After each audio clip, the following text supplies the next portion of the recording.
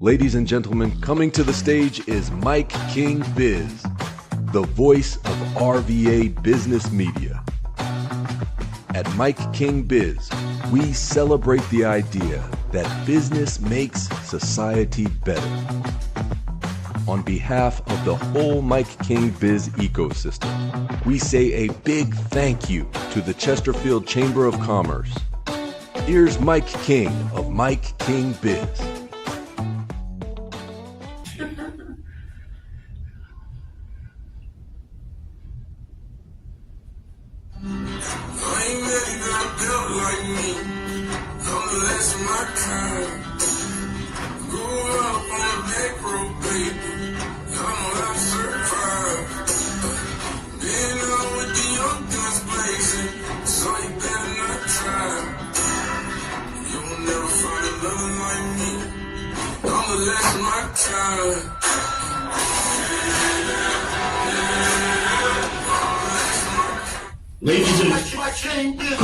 That's who I am, ladies and gentlemen. Mike King here. Got my good friend, Coach Saraellen Bagby. You are just an entrepreneur. I call it a multi-preneur. You are like a Renaissance woman.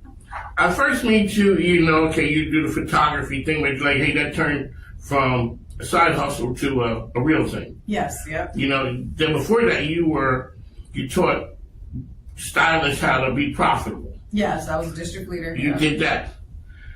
Then you became, you had your own studio, know. Mm-hmm. Nice, it's couple rooms, it's evolution. Then you get the whole floor. Uh-huh.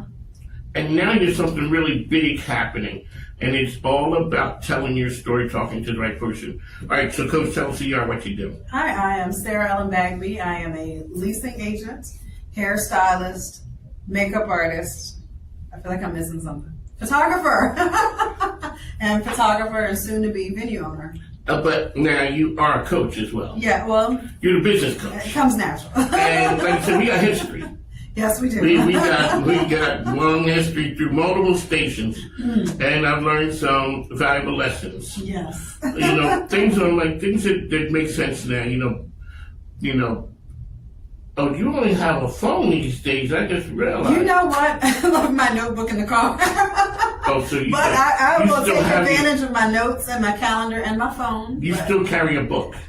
Yes, I'm a visual, and I like to do the writing. Like I like to see it and write notes on it. And you're clearly organized, because I would ask you, how do you designate time for coaching and photography? I'm going to say I try to stay organized, but if it doesn't go in there, I always tell people, if you don't get an invite, I don't got it. So put it in the calendar, put it in the invite, and then you're in my calendar. Okay, let's go through the timeline really quickly of the evolution of Coach.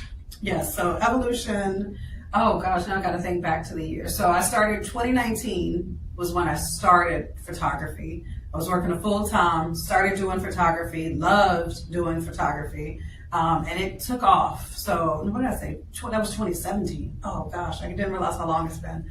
2019 was when I put in my notice at my full time that I had been with for 19 years that I was going to do my photography full time. So that's when we had met, and you talked about the side piece thing became the thing. The full time, yeah.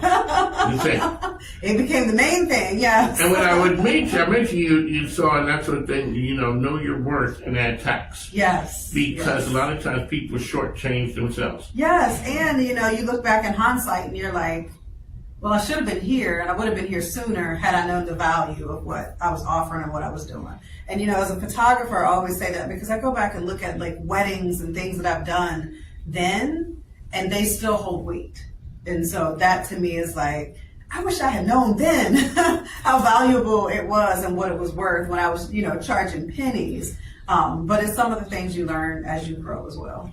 Well, my Coach Saraellen is here with us. How do people reach you? You can reach me, Facebook is the main one. I get all my referrals from Facebook. I am also on Instagram. I have TikTok, so you can find me on any of those under Saraellen Bagby, Jbella Creative Suites, Jbella Photography, and jbella.studios. There you go. All right. So, you start with the photography. That's when I first met you. Mm-hmm. And you're putting out amazing work. But then you don't just become a photographer. Now all of a sudden you start coaching and schooling people on that next step. Yes. So I jumped into Sarah, be the coach for a little bit. And that came from the fact that when I worked for corporate, I was a corporate coach for several years. Started off, I believe it was in early 2010 that I was coaching and facilitating classes throughout the region that I worked for. And then I ended up doing a lot of business development for district leaders that were in our area, other salon leaders, and I always stuck in the business management. I remember I was a hairstylist, so people were like, well, teach the color, teach. And I didn't. My heart was always in business management, operations, and client services. So once that was gone, I missed it a bit. So there was definitely a period where I did Sarah be the coach. And started coaching, and I still will do it. I just feel like now it's more of mentoring than an actual service that I offer, where I will coach business owners. And I feel like anytime somebody calls me or inboxes me, I'm gonna give you advice, because business entrepreneurship, it takes a village, and I think we all have to. It definitely does. Yeah. And so you were back with us back in the Al Green days. Yes. And always raved about your coaching. Yeah, so I'm always there for that. So I'll always be a coach at heart, even though it's not a full-time Now thing you're right going now. into mentoring. So you have the studio. Yeah. Like everything is going to, where's it located? So I am in Ashland, Virginia, in the Ashland Air Park. So Ashland, Hanover area. And I ended up getting the studio, and it's funny because I have to base it on when I had my kids. So I had my last one in 2022, and that was right around the time that I took the entire top floor. So I started off with 2 studios. I then got a 3rd studio because photography was doing amazing at that time. And then the lady that I was renting, subleasing from basically, came to me and was like, hey, I'm leaving. I'm done. Here you go, have at it. She was like, I'm going, and I don't know what's going to happen, but she gave me the owner's information.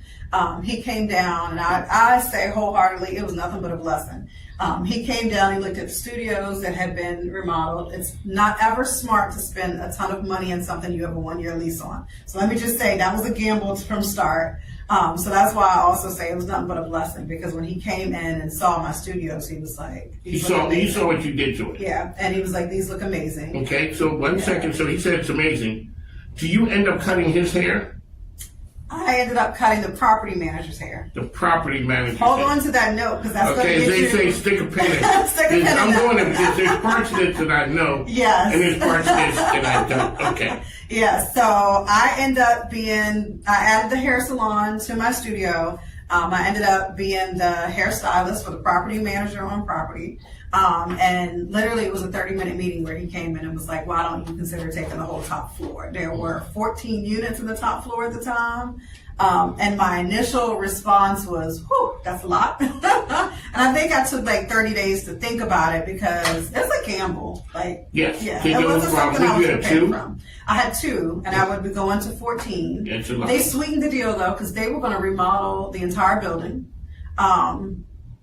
And I would pay rent, and whatever was over that was for me to reinvest or pay bills or do whatever I needed to do with it. It was mine.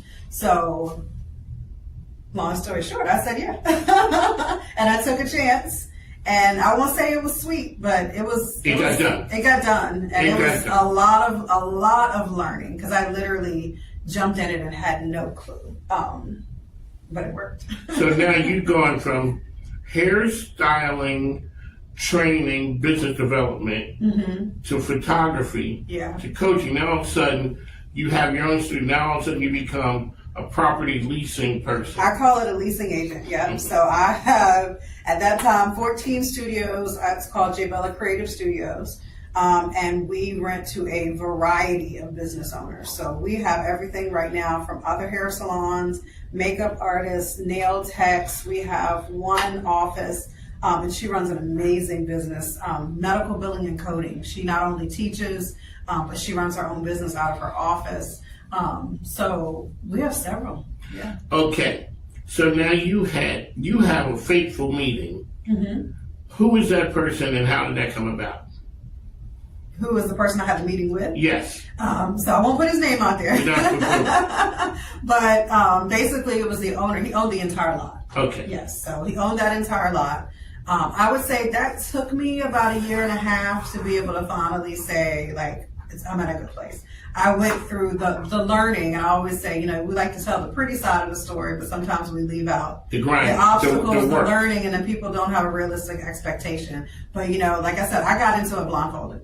It was a new business, so I was trying to get things leased, but not necessarily running background checks. So you would have people lease for a few months, they weren't ready for it, and then they would leave. So that would be an issue. There were people that literally tore their floors out of their carpets because they didn't want to be there anymore. And then I had to cover those costs. And whenever there was a turnover, you have to pay to change the locks and all of those things. And not only am I an entrepreneur, but I am a mom of 3, trying to keep it going. And so, like I said, it probably took right at a year and a half to get all of them filled. For me to start finding tenants that really wanted, like, meaningful tenants, wanted their businesses to thrive.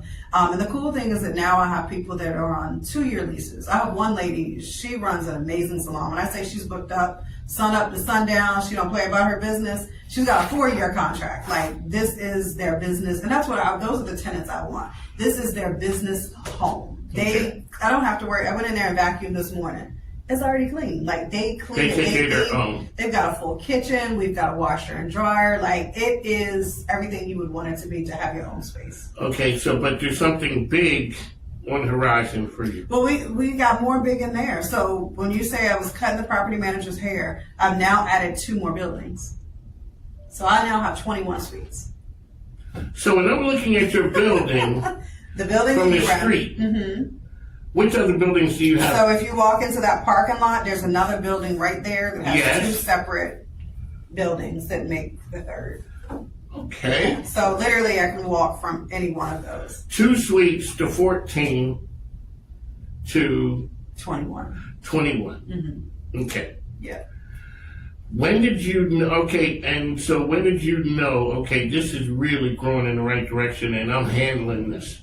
When I got the second one. You knew, okay, I can handle this. When I got the second one and all 14 were filled, and I was able to look at my notebook and see that people had 1, 2, 3 year leases. And then I got the second one. Initially, I was like, well, I'm just going to get back into my photography and I'm going to keep this. It was 5 rooms, and I'm just going to keep this for me.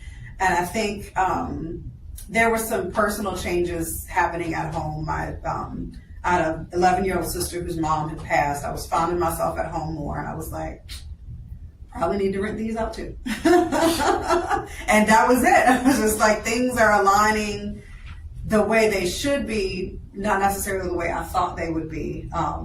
Because when I found myself at home, my sister ended up coming to live with me around that time.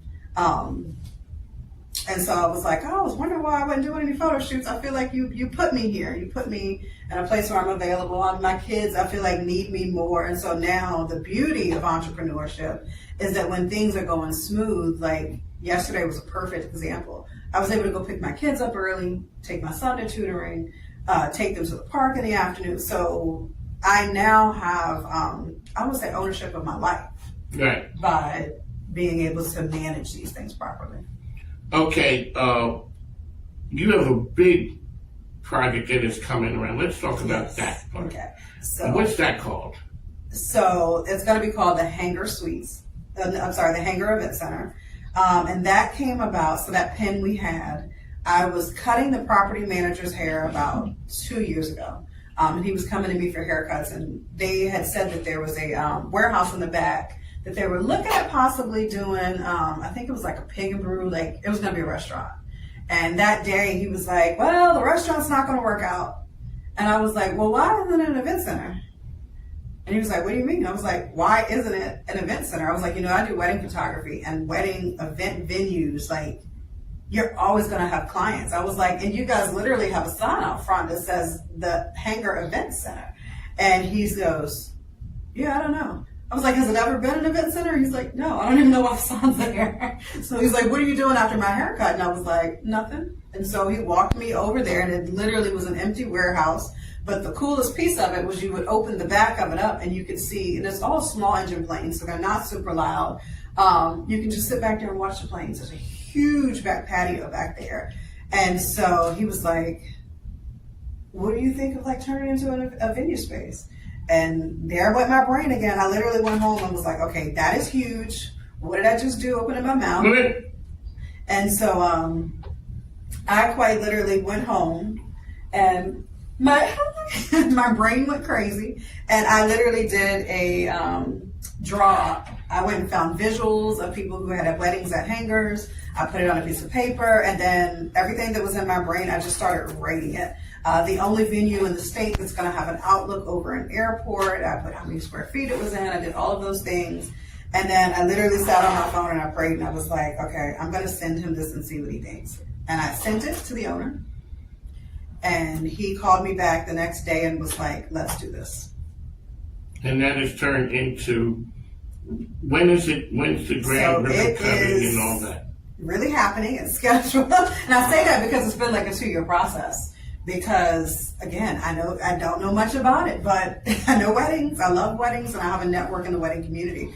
But that meant me sitting in meetings with Hanover, the board, and then going with I'm sitting in a room with all these men that I don't know, as they're talking about building permits, parking, what's allowed in parking, how many people are allowed in the building, and I'm just like taking it all in. And so they have started construction. I get to walk in there and watch them do the construction. And we are slated for opening in August of 2026. There you go, folks. It's not about what you know, who you know, and who knows you. Yes. From that one event. Yeah. So that one situation is turned into this. Coach is going to be back here weekly, dropping nuggets of knowledge. She's going to bring some of her client partner friends in, yes, and they're going to talk about their stories. How can people find you out there, ma'am? You can find me on Facebook, Instagram, J Bella Photography, J Bella Studios, J Bella Creative Studios, and Saraellen Bagby. There you go. Coach, now we go way back to the WJFN.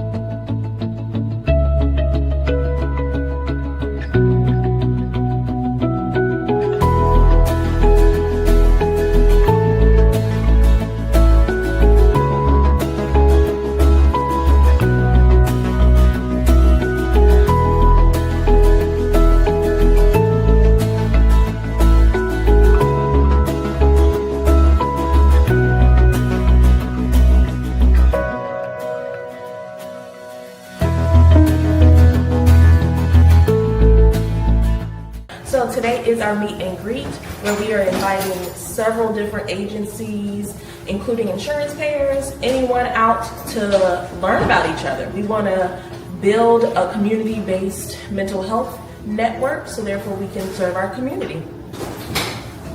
Yeah, so Align Integrated Care was built and opened in May of 2021. It began as a psychiatric telehealth practice, and in January of 2024, we expanded our practice and we began community services, starting with our substance abuse partial hospitalization program, and now we have also intensive outpatient, clinical, low residential, and substance abuse case management. At Align Integrated Care, we meet you where you are.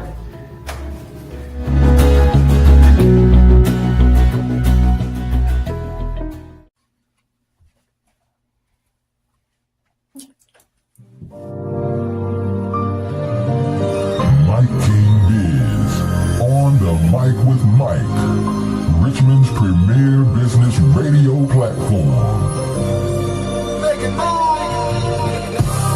Judge how you judges say we going corporate. Nah, we just corner boys with the corner office. I'm at the cap table, what the splits is. Not that cap table, boy, we live this. Promoting how business can make the community better. No one does it better than MIKEKINGBIZ on the MIC with Mike. Check it out. On the mic with Mike. On the mic with Mike. On the mic with Mike. On the mic with Mike.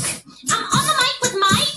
He's like a guru. No, he's a businessman with a great radio show. And he supports the non-profits. Watch his show and grow.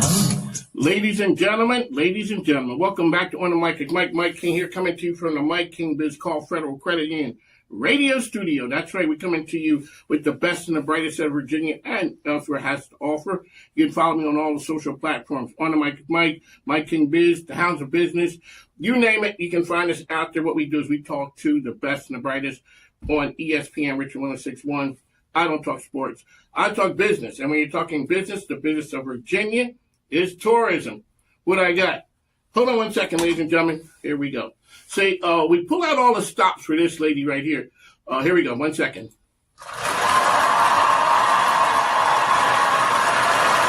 See, ma'am, normally people do not get that. They get this version right here from Five and Below. This is from my granddaughter. Shout out, Isabella. Ma'am, welcome to the program. Rita Mcclenny is in the building. Welcome, ma'am. On the mic with Mike. That is true. Yes.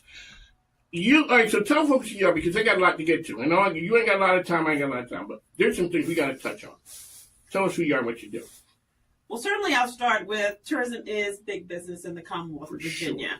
And I am grateful as a Virginian. I was born in Southampton County, grew up on a farm, and always just had a real love for Virginia. I went away to school.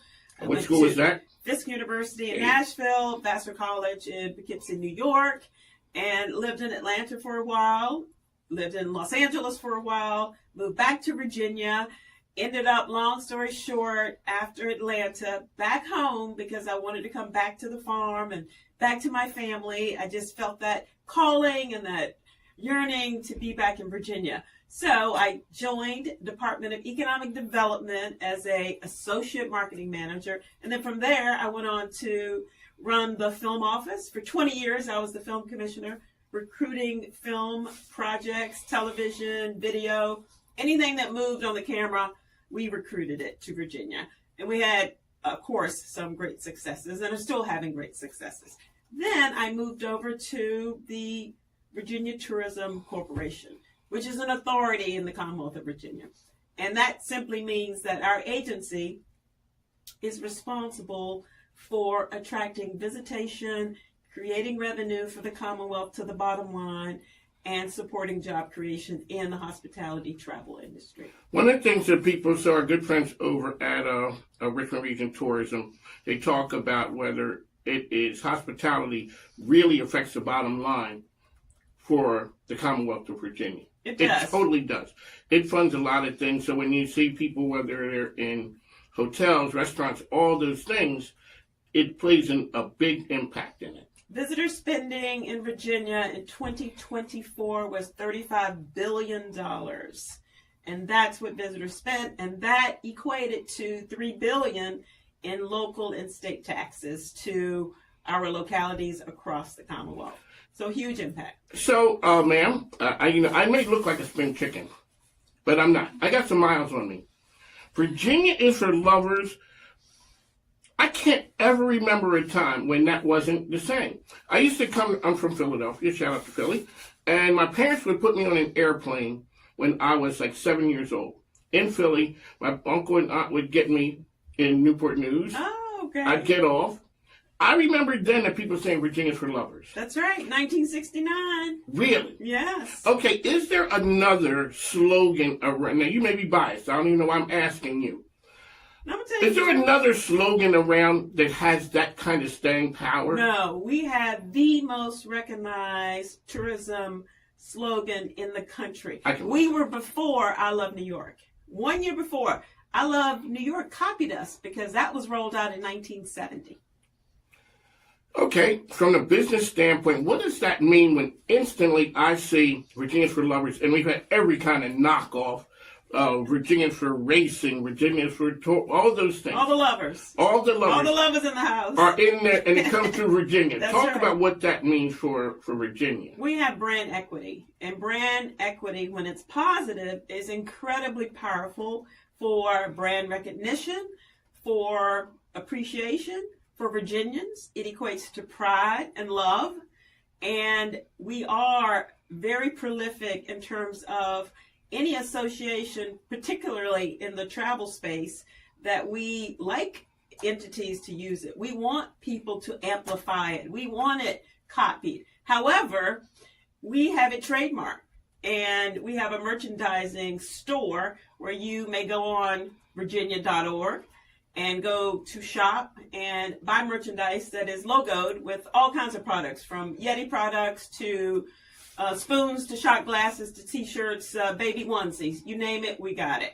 And the deal is, we have to protect the brand. We have to protect the trademark. So it's very difficult when you have some platforms like Amazon and United.com that people try to come in and sell our merchandise. So it's a balance between recognition, proliferation, if you will, but also protecting the brand. And we have stayed with Virginia's for Lovers. Some have suggested, oh, that's dated, that's old. It's not. We keep it relevant by adding to the story. Right now we're running our campaign. Vacation starts in VA. That's a good one. I like that. Yeah.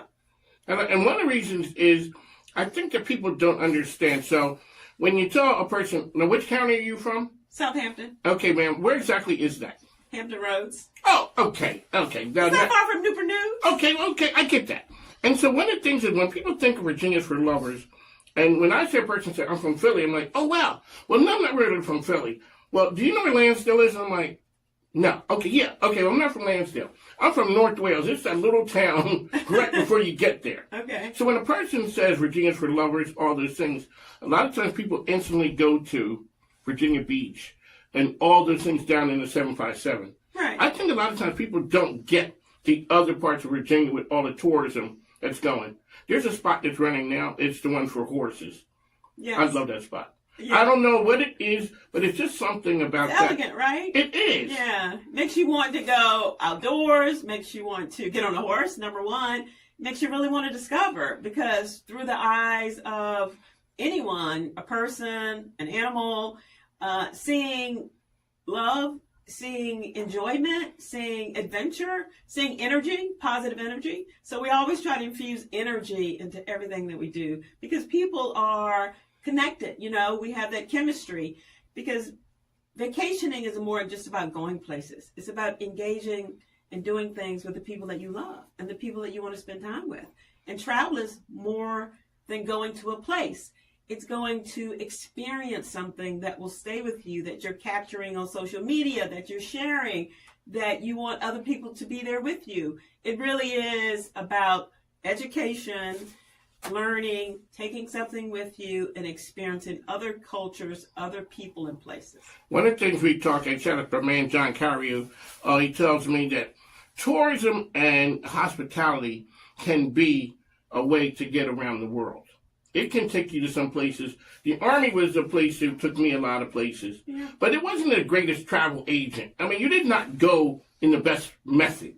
You know, it's like, but here you weren't there to be leisure. Yeah, exactly. It was not leisure travel. We got there. Sometimes we got there in a leisurely manner. Right. It took me a while to get there. It took us a while to get there. But when people look at the opportunities for tourism, touch on that for me. And also, you go to public service. Yes. And you went to service and you sort of stayed. Yes. Touch on those two.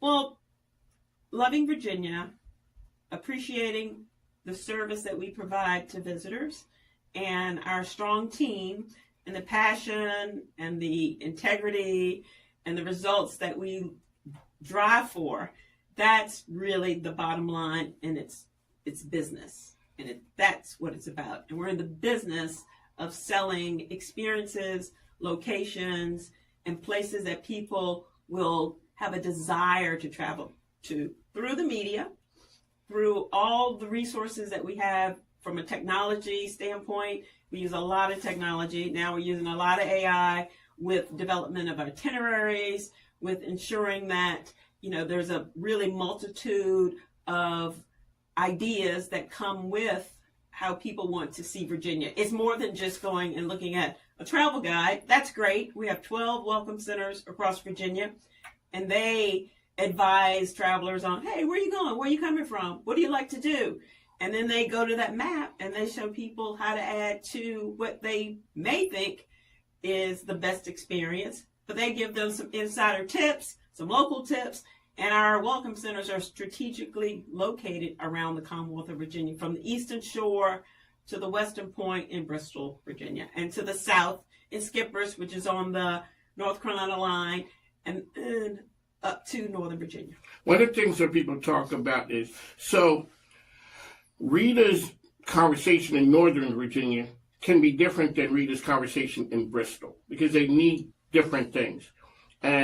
But your idea is to tie all of them together, that Virginia is, well, we're not talking to Jason Okubi, but it's like Virginia's open for business and we're good at it. Yeah. What part does travel play in that hospitality, the business side of, whether it's Bristol, Northern Virginia out to the beach, all those places? Northern Virginia represents 46% of the visitor spending. And it has a great combination of attractions, venues, corporations, places like Tyson's that are very attractive to visitors, all of the resources and assets, great cities, historic like in Alexandria, Loudoun now with some of the most highly visited wineries across the state. You're very close to the Piedmont. You aren't that far. You have Dulles Airport. That's an economic engine with daily service to 32 capitals around the world, daily service to Dulles, and there are over 200 flights every week in and out of Dulles Airport. Okay. All righty, ma'am. One last time, thank you for coming in. Tell us something that people would be shocked about as far as tourism goes for Richmond. Not just Richmond, Virginia Pier, because I just happen to be sitting in Richmond. But your allegiance is to... We know you're global, Mike. Well, okay, thank you, ma'am. I appreciate that. Thank you. But, please, could you tell my wife that? Maybe it might help me. Big time. Big time. Okay, don't get started. All right, so Mike, what could people find out about Virginia tourism that they would be shocked with? Well, this year is the commemoration of the American Revolution. I see you have your cap on there. You ready to roll? Thank you, Ms. Wilson, for bringing this to me. Yes. America Made in Virginia. Go to virginia.org website, but also go to va250.org and see all of the signature events that are happening this year. This is the year we've been talking about it for quite a while, and there will be events across the Commonwealth that visitors can experience, invite their family in, see something that you weren't aware of, knowing all of the humanity and all of the, making the United States and Virginia a more perfect union and working on that. Landing Day is at Fort Monroe in Hampton in August. So we know that that's like a pivotal moment in American history and in Virginia history. And of course, the big day, the fireworks, all the excitement will also be happening 4th of July in Williamsburg. And how can we get information one last time about Virginia tourism? Virginia.org is the place to start. And you go to that site and you can travel it by destination, by experiences, by location, or by keywords. There you go. One last time, I'd just like to thank Rita Mcclenny, otherwise known as J.A. Laureate. Yes, and that is something right there. When people look at you as that kind of person who really has an impact on the community. I'm very honored. And that's a great group to be in.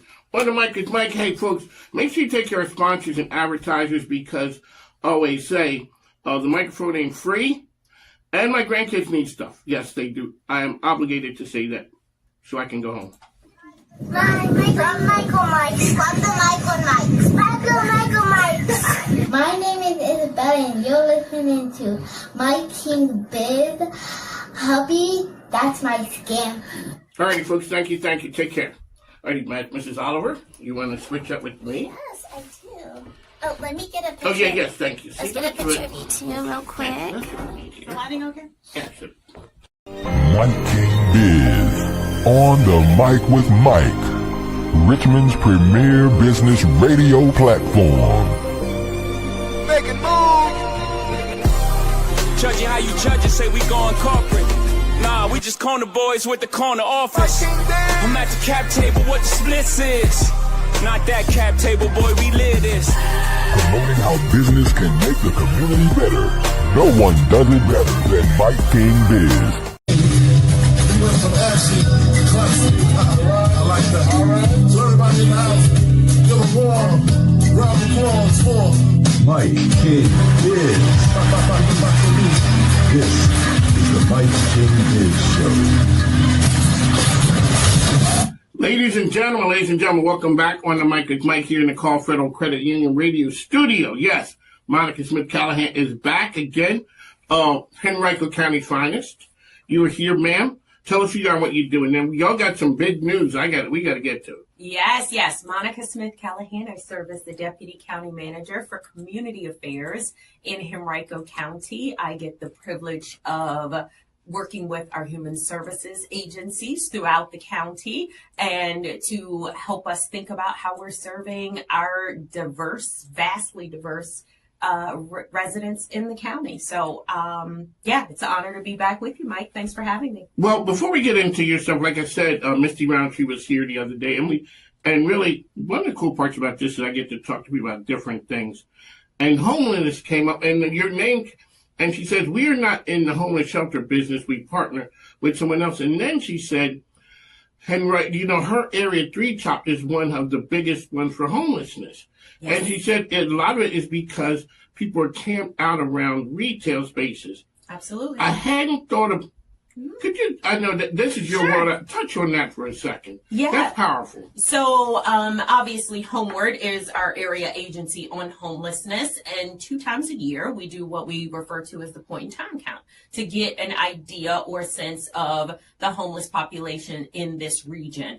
And doing that, my first time, I was like you, I was a little jarred because I did have the far west end. So when you think about the Short Pump area, I with my group, we knocked, count them in the summertime count, probably 30 plus cars with people living in them in retail areas around the Walmart in Short Pump, the Target area, behind the Lowe's encampments, etc. Because, as you said, they are around those retail areas because a lot of folks work. And so they sleep in their car, they can get up, they may have a gym membership. I came across a couple people who were members of the Gold's Gym. They will go in, take a shower, and then they head off to work in the morning after sleeping in their cars all night. So it's kind of like hidden in plain sight. It is absolutely. People are operating, and the other part that I said that got me was the school buses riding up and down.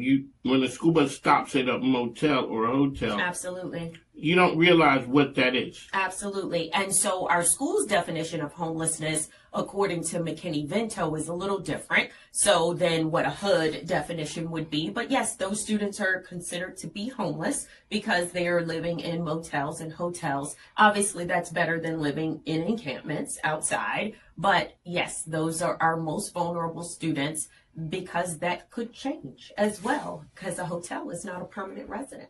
We've come through some really horrific weather recently. What does that do on your side of having to work with the people who are exposed like that? Absolutely. So it's gut-wrenching to think about just yesterday, pick a day, right? Yes. Since December 1, we have been in this with our homeless partners. As Ms. Roundtree explained, Henrico County is not in the shelter business. Last year, we found ourselves in the shelter business because we did not have this additional access to 60 beds with our partners at Caritas. So we did create a makeshift shelter in the thick of the January weather in 2025. But this year we worked alongside of our regional colleagues, Dr. Worsley in Chesterfield, Amy Popovic in the city of Richmond, and Brett Chardin in Hanover. And we partnered with Caritas, who does this, right? Caritas is known, synonymous with their work in working with the homeless population, working with folks in substance abuse and all the things, men and women. So to partner with them to allow greater access during surge times, surge meaning surge weather. And unfortunately, we've been in surge weather for a minute. Yes, for a period of time now. And so in thinking about that, so the Salvation Army is the main partner for walk-up sheltering, low barrier is what we call it, We're not asking but so many questions. You can come into that shelter anytime between 5 p.m. At night, and obviously when the weather is above 40 degrees or gets to 40 degrees, they leave at 8 o'clock in the morning. But when it stays below 40, which we've seen quite a few of those days, our homeless neighbors continue to stay in those 2 shelters throughout the day. They don't close. So the county, I mean, it's big business. It is. And it is business, but man, this is about inexpensive. It's about people. It is about people. Everything we do is people-centered. As you've heard me say before, the hard work is hard. And it ain't cheap. Ladies and gentlemen,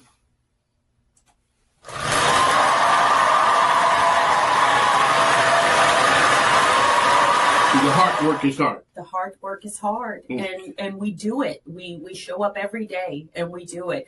I'm just the face of, because I get to come in here with you and have conversation, but we have social workers. We have folks who are working in these shelters day in and day out who do the hard work. That's what I talked to Misty about, was we see the elected officials come up with policy, and then there are the people who are on the ground making that happen. On the ground every day who show up. And so we salute them because they're the ones doing the hard work day in and day out. All right, so Monica's here with them. Yeah. Just whatever, that's all good. I gotta make it big. Yeah. Mike King Biz. Yeah, he run that lane. City know the vibe, they respect that name. Every door unchained. If you're talking about the bridge, he the one that came. Yeah, he run that lane. Mr. City know the vibe, they respect that name. Every door unchained. If you're talking about the bridge, he the one that came. Big Mike in the city, he the plug, no doubt. If the deal need power, he the one they scout. Partnerships pop when he bring folks out. Got the whole RVA saying that's what I'm talking about on the mic, on the streets. Yeah, he move that way. ESPN in the cup, putting numbers on play. Business community, he blend all day. Make a stranger feel like family the minute he say, hey, Richmond stand up, who connecting y'all? Mike King Biz. Yeah, he get that car. Mike King Biz. Welcome back to the Strategy Meets Impact show hosted by myself, Phillip Noel. I'm actually super excited about our show here today because I have a very exciting guest, somebody who I've been waiting to have on for quite some time, Mr. Randy Wilson. What's up, bro? How you doing? Man, blessed to have you, man. I've been seeing your work all across my social media, hearing great things. We have a lot of people in common, mutually in common. Yeah. Just, really loving the work that you're doing for the city in this particular moment in history for the city. So just want to give you an opportunity to tell the people a little bit about yourself. Thank you, man. Well, I definitely appreciate it. And the feeling is mutual. I've checked out your stuff too. And obviously we have like interest. And so there may be people out here today to think that we are brothers, bald-headed guys. It's going to be the lights and the cameras that's going to make that. It's going to be tough to not pass those allegations. Listen, I have, and again, just for a little bit of background, right? So just tell a little bit about your show for people who aren't familiar and who will be looking to become more familiar by the time we're done. For sure. Yeah, Randy Wilson podcast. I've been doing it now for 5 years, and you can find this podcast pretty much everywhere podcasts are played for the most part. Libsyn, Stitcher, Google, Apple, Spotify, not SoundCloud. Or you can also go to randywilsonpodcast.com. We don't do enough at promoting our own platforms. So you can go check it out there. I strongly encourage you to go to YouTube, though, because all my podcasts are also recorded, such as this. And so, 5 years, kind of beating the pavement and trying to talk to all the difference and change makers out there, making an impact in the society. Yeah. And it's an election year, right? There is not, in my opinion, no one that has gotten in front of a majority of the mayoral candidates up for election here in the city of Richmond than you, in having candid conversations with them, detailed conversations with them. You have had the opportunity to sit down with these people and really be able to see a different side of them that maybe others don't get to see, right? Was that the intention when you went into doing this work? Yes. It was very much the intention, whether it's mayor candidates or, anyone I have on the show, from entrepreneurs to sports figures to artists. My goal is to create human moments. Truly. Narrate the time that we are existing in today, and kind of like paint that picture so that people can go back and see the journey. Absolutely. And it's like you've been in Richmond for about 20 years or so, right? Yep, 20 years. 20 years. 21. And so I'm excited for this interview because I want to be able to finally ask the interviewer questions, right? For somebody who knows the city well, right? And is also being able to see it from the level of leadership and how they actually see the city. Yeah. Someone coming to visit Richmond, as you know, we were named Best City to Visit by CNN this year, right? If you were to give someone a weekend plan, how they could literally enjoy the city of Richmond for a weekend, it doesn't matter the season, completely up to you. What would you plan for them to do? What would I plan for them to do? What would you plan for them to do? And I'm different. You know, what I may plan would be completely different than others, you know. But obviously it's a food city, you know, so they can pretty much take their pick based on what their food interest is. But for me, I would show them the river. I would probably take them to the bike trail. Got you. I take them to, because I'm really into cycling, so I would take them out as far as they want to go on that.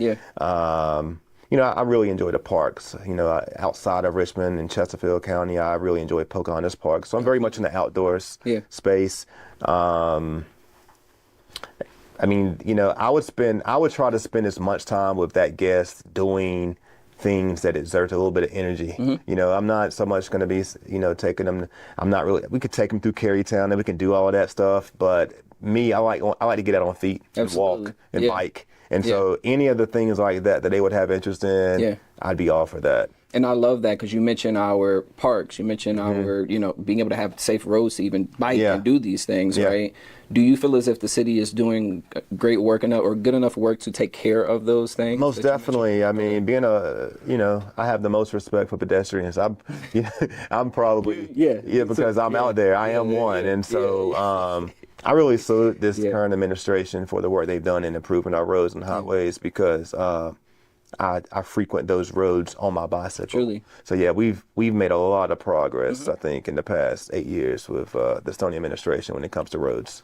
The line, for the culture, from the culture? Yeah. That's it, right? For the culture, from the culture. Give me a little bit there. Well, you know, I try to present, you know, I talk to all different walks of people. You know, the one thing that I probably need to improve on is talking to more women. Got you. I've got feedback on that. I think my breakdown is about 65% male, 35% female is my listener base. But I've worked on that a little bit lately, you know, with the Jamie Swains, the Michelle Mosby. So I'm working on it. I just need to be more intentional there. True. But, you know, I'm an everyday person, at least in my mind. You know, I'm black. You know, I represent black culture. And I try to present content whether I'm talking to it doesn't really matter the culture or race of a person, but what does matter is that I present to an audience a person in the way they choose to authentically show up. And so if they choose to show up however they choose to show up, I give them opportunity to speak and convey their message in a way that lets people know that this is who I am, this is where I'm from, and this is how I show up. Truly. And that's my intention and goal when I say from the culture, for the culture. And you come that culture could mean whoever. It doesn't just mean it's black. It means that whoever you are and however you choose to identify and present yourself, well, here's a person who's presented in a way that may present compatible interests for you. And thousands of new residents in Richmond since even the COVID era, right? So the culture is, and you're extremely diverse, ever evolving it's growing. At the same time, right? Yeah.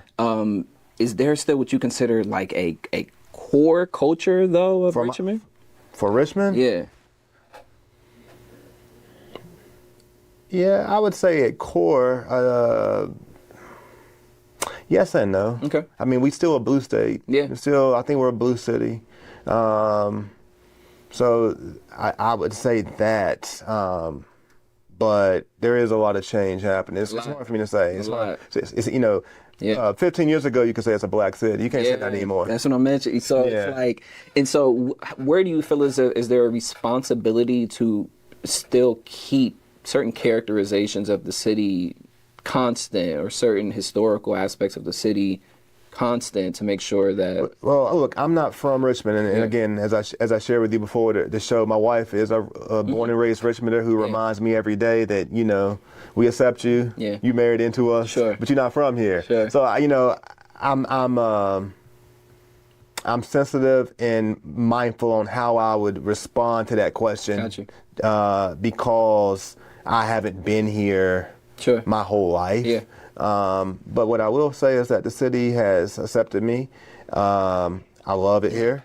Again, the things I love or may not be the things that a lot of people love. I love the natural aspect of the city. Absolutely. And for the foreseeable future, I probably will be here for the rest of my life. But your perspective is so crucial because there are so many people like yourself who, again, aren't from here but have made a home in this area, have enjoyed the benefits of the area, have seen the challenges of this area, right? And are also being a part of the impact and the development of it as you are. You coming from a strong mental health background, right? And really being able to see how people operate, how people kind of just take on the challenges and the plights that just comes with life, right? What would you say right now it's like when you're speaking with people, what is seeming like one of those big concerns or challenges that you feel as if there's common? Well, I'll answer that, and I'll piggyback off the last question. Part of what kept me here is, I have a mental health background, and what I learned very quickly in my career is that if you want to be a servant, this is a city that will accept you because there's needs that need to be filled. So, I'm in the healthcare field. You just go outside and look around. We have issues that need to be dealt with. So I'll pivot at. I want to make sure I answer your question correctly. Repeat it one more time. So when you see, because you're getting to hear people, right? You're getting to actually be the listener that you are, right? Is there are there any common threads of like people? Like, I mean, and I think we've heard a lot of it during the recent interviews I've done with the mayor candidates too. Education, public safety. Those two things particularly, I would say, is the common. And public safety. Those two things are the particular things that continue. But what's interesting to me about that is that these are not two things that are any different than 8 years ago when Jack Berry, Michelle Mosby, LeVar Stoney, and Joe Morrissey were running. So it's still the same. I don't think anything's changed. If anything, I feel like we've evolved. Things have been elevated. There has been progress made, and we're just getting ready to enter a new chapter in the city's future in regard to how we take where we are forward. And I'm being very candid with you. I'm concerned about that too because. And a lot of people are. I'm concerned. I think that what I've learned through these interviews is that we have a lot of good people. It's similar to 2016 in the fact that nobody has ever been mayor. But I'm just concerned in regard to what the transition is going to look like. But I will say I think it's great that the current mayor and administration has worked into their budget the ability to help aid a transition. And that's not something that's ever historically happened in this city's history. One mayor walks out, another mayor walks in, and if they're cordial, then maybe they will share and converse. But it's not like a governor administration or a presidential administration. So I'm a little concerned, and it's not so much about the candidates completely, but I'm more interested in seeing who and how they identify the right people to be around them to help them carry the city forward. And I've heard you ask most of the candidates, like, are you excited about who you're going to staff? Like, who's going to be your team? Have you already been thinking about who your team is, right? So the value of teamwork and the value of the staff, I think that's just going to play a critical role, right? So when you're thinking of platforms, right, which are important, right? But like, how well are you at staffing? How well are you putting people around you that are going to challenge you and give you good counsel, right? Be effective, right? So you see a value in it. I'm very team oriented. I joke around and tell people that arguably I'm the best basketball player you've ever seen. But I believe in team. I believe you're only as good as the people around you, and so that's something that is to be determined. Truly depends on. I think that I don't have a vote in this. I do a lot of business in the city, And so I'm committed to this coverage because it contributes to our life. Yeah.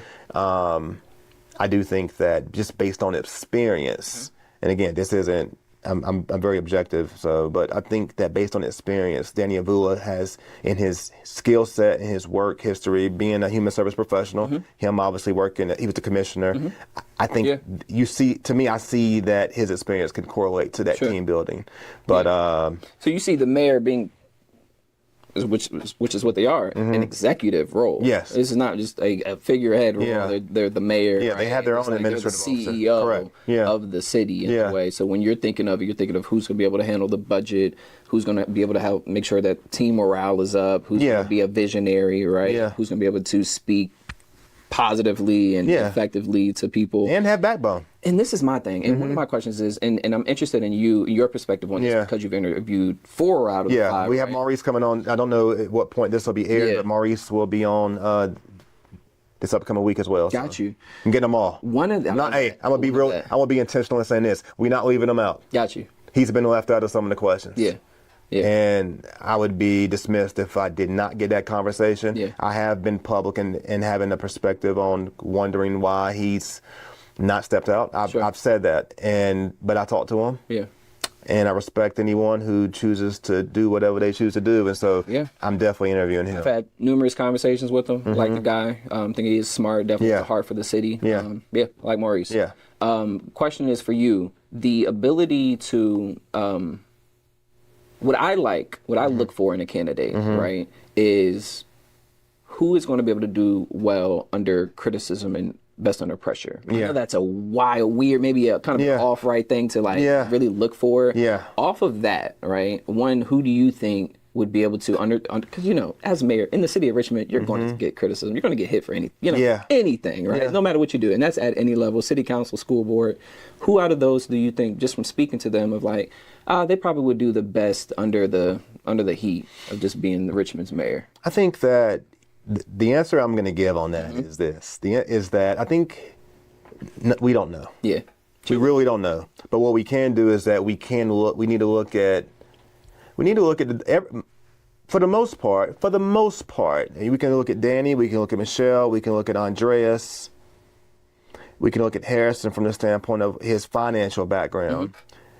And what we have to say is, how have they handled pressure? Yeah. And for some of them, it's more documented than others, but some of them have shown success in more areas than none, in others, in their ability to sustain and deal with pressure. And so that would be that's my way of how we should look at, how we should project the future, is really at looking back at the past and seeing how well did Andreas handle his time as a city council representative? How well did Michelle handle her time as president of city council? How did Danny Avula handle, the COVID czar, and when you look at those experiences, you weigh them out and you can kind of go from there to predict how well they're going to handle the pressure. When Randy Wilson, or Mike Keene or yourself has them on a show, or not only that, like when the city has them at a, standing in front of City Hall and threatening, or there's an emergency. You know what I'm saying? There's something going on and you have to answer for it. You are the one person, the one voice that no matter who did it, how it happened, when it happened,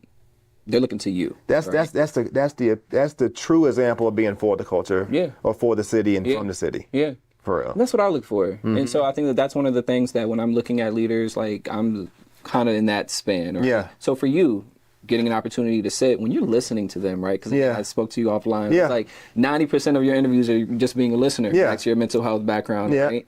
What is it? Particularly with politicians. Now, in those cases, in this space, because I'm not really into it to be controversial. Now, if I'm talking to, if I'm talking to a music artist or something, I may push back on some things. But at the end of the day, I want to forge relationships that allow us to continue to have further conversations and possibly do business. So I'm not going to get up there and be too controversial with them, but I will push back on things. I asked Danny a tough question. I thought it was a tough question. I said, there are people out there that are wondering why you would take a job making $125,000 after having such a successful career, making who knows how much money, right?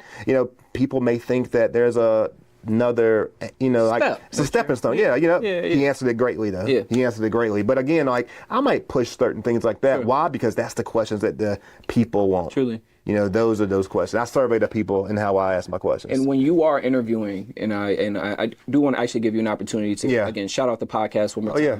Please. Oh yeah, sure. Randy Wilson Podcast. You can learn more at randywilsonpodcast.com. And the podcast is pretty much aired everywhere podcasts are played except SoundCloud, Spotify, Stitcher, Google, Apple, all those places. Just a couple more questions for you, brother. I just want to first and foremost thank you for being here. Yeah, thank you, man. I really appreciate it. Yes, sir. When you are interviewing people, and there are a lot of people, young kids for sure. I go to a lot of different high schools or middle schools, or even when I'm guest instructing at Virginia State this year, and a lot of them have a media aspiration. Yeah. Like, hey, I want to have my own show. I want to be able to do this, right? When they look at you and you're like doing all these different, from artists to politicians or whatever the case may be, what advice would you give that next generation? I mean, we in a time where all you got to do really is put a phone in front of yourself and you can just talk to the world or talk to those that you gravitate to. But, one of the things that I've not been as intentional about, that I really plan to be more intentional about, that I can give as good of advice as maybe a Mike King, for example, is but like identify people who see your value and worth. Truly. And know how to, and then build those relationships. Because when those folks are willing to invest in you. Oh, I love that. And you're already invested into the product of what you do, putting that together can really. Well, I love that your first thought was to go to more of the offline relationships. Yeah, that's what I mean. Show, you know what I'm saying? Because I think a lot of attention be put like, what's the lighting I need? What should be the everything's important. Everything's about relationships. I mean, if you look at, the one thing that I'm hoping is if there's like a big media platform out there that may see the skills in me, whether they would want to put money behind my show or put money into me, right? Yeah. The one thing I would hope that they see outside of just how I convey a conversation is that I have an ability and knack to go and connect with people. True. I have an ability to have a conversation with a diverse audience. I have an ability to be resourceful in knowing how to get a guest on my show. I don't have a team. Yeah. It's just me, for the most part. I have a couple people to help, but at the end of the day, and so I think that if you're going to be a solopreneur or entrepreneur and you want to create some type of medium space in digitally getting your name out and your word out, you're going to have to invest in yourself. You're going to have confidence. Truly. You're going to have communication skills. Yeah. You're going to have to know that your presentation matters and what you look like and how you show up is important. Yeah. And if you put those things together, you should be able to walk out the house and every day make forward steps toward achieving what it is you're trying to accomplish. The reason why I wanted to ask you that, man, because I really do feel as if you should be in more high schools, more middle schools, being able to talk to kids, being able to talk to that next generation, man, and being able to inspire them, because a lot of their aspirations are front of camera things. But then there are some who have maybe behind the camera aspirations as well, but just don't know how to go about it. And you mentioned that keyword, relationships. I'm going to share with you a real cool moment that happened the other day. And I know we're probably running up on time. You said you was going to guest lecture down at Virginia State. Yes. So you probably know Jonathan Young. Yes. So Jonathan Young was doing one of his classes the other day, and he sent me an email. This was like just a cool situation. He said, "Hey man, there's a young lady in my class that's doing phenomenal work, and it's someone I think you should know." And I asked her if she was familiar with your podcast, and she said, "Yeah, I'm familiar with his podcast. My dad's been on the show." Come on. And he said, "Oh," and he's like, her name is Aaliyah Battle, and her dad is obviously the heavy hitter DJ Lonnie B. Got you. So I'm sitting there and saying that's it's like a small world. Like I don't know if Jonathan Young realized. I mean, he probably knows who the heavy hitter is, but in the moment, I don't know if he realized he has a daughter that's a heavy hitter also. Come on, her name is pretty much more established than everybody's. So it's a pretty cool, surreal situation. Truly. So and again.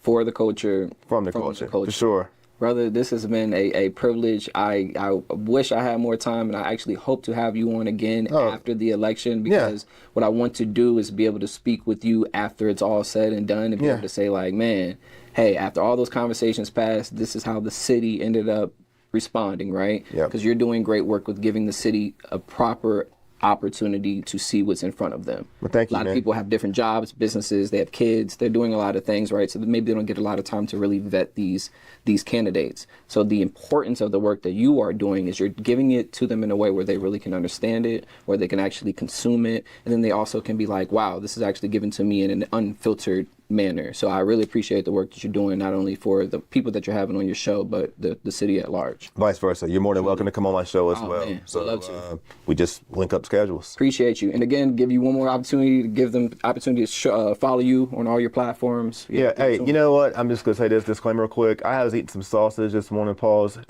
and the grease burnt my lips, so I'm very self-conscious of the dryness. But Randy Wilson podcast, you can find the podcast everywhere podcasts are played for the most part, except SoundCloud. Take that issue up with them. I don't know. They don't seem to want to push it. But you can also go to randywilsonpodcast.com. You can follow me on Instagram at Randy Wilson Podcast. Everywhere, Randy Wilson Podcast. Got you. And again, Phillip Noel, host of the Strategy Meets Impact show. We definitely want to thank Mike King for being able to help partner making this show happen. Thank you for Eve behind on the boards that giving us this incredible shots that we have. Yeah. Follow me at McCoy Bennett Marketing on Instagram, as well as Mr_Noel. Appreciate you all and be able to talk to you again soon.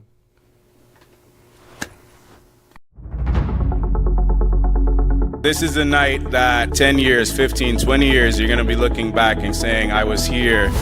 There's an inflection point happening in technology. We get to lead it, and we get to lead it right here in Richmond. We must prepare existing worker students and communities to be able to use AI so that no one is left behind.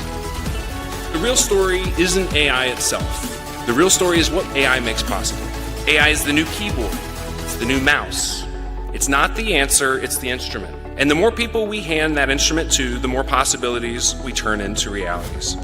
People want to be together when you're making a difference. How can we make Richmond, make the region, and in part, all of Virginia, the most AI ready? A lot of people ask me, do we just want to be the Silicon Valley of the East Coast? The quote everybody keeps on having me re-ask is, no, my mission is for Silicon Valley to be the Richmond of the West Coast.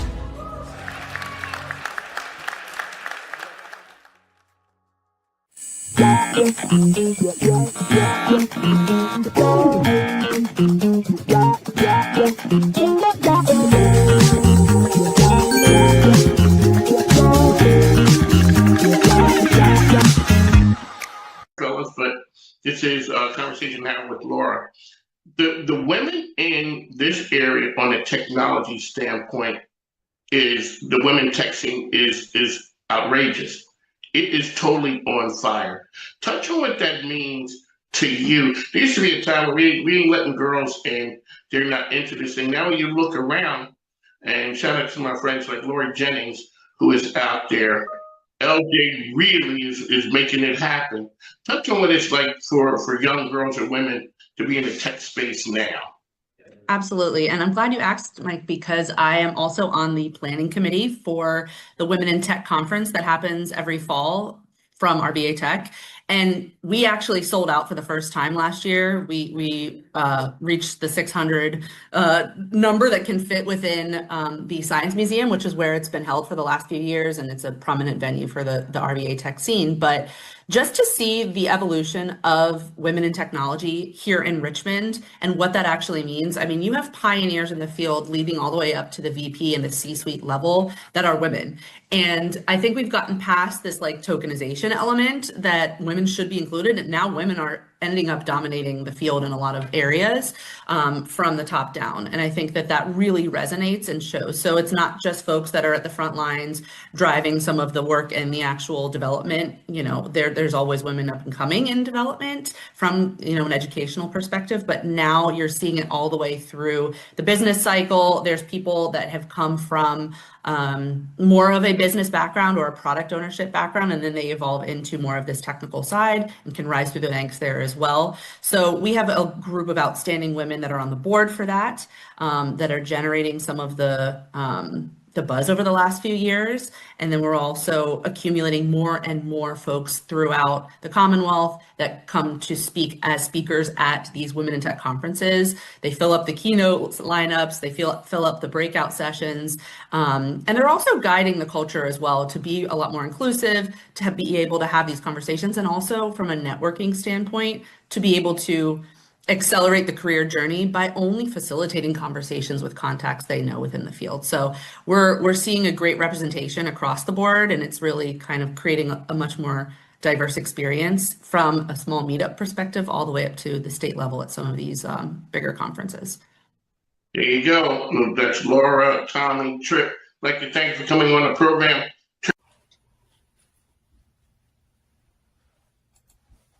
This is a whole up. MIKEKINGBIZ on the Mic with Mike, Richmond's premier business radio platform. Judge, how you judge say we going corporate? Nah, we just corner boys with the corner office. I'm at the cap table with the splits is. Not that cap table, boy, we live this. Promoting how business can make the community better. No one does it better than MIKEKINGBIZ on the Mic with Mike. Check it out. Ladies and gentlemen, welcome back to On the Mic with Mike. Mike King here, coming to you from the MIKEKINGBIZ Call Federal Credit Union Radio Studio. Yes, you follow me on all the social platforms on the Mic with Mike, as well as MIKEKINGBIZ. What we do is we talk to the best and the brightest. So sometimes I get a shout from my man, Lamar Taliaferro, over at Poplar Springs. And Kevin as well. They're talking about they know a guy. When somebody says they know a guy, I'm listening. You know, you take people's word, they're like, yo, Mike, you got to talk to this man about his journey, about his ideas. We're going to be talking mental health, all those things. Poplar Springs, they said. I'm like, fool. Cool, send him here. The man walks in, barely fitting inside the door frame. I'm like, okay. They done sent the man down in here. You know, I'm from Philly, so I just be messing with people. Yes, sir? Tell us who you are, what you do. I don't even know why I'm talking to you now.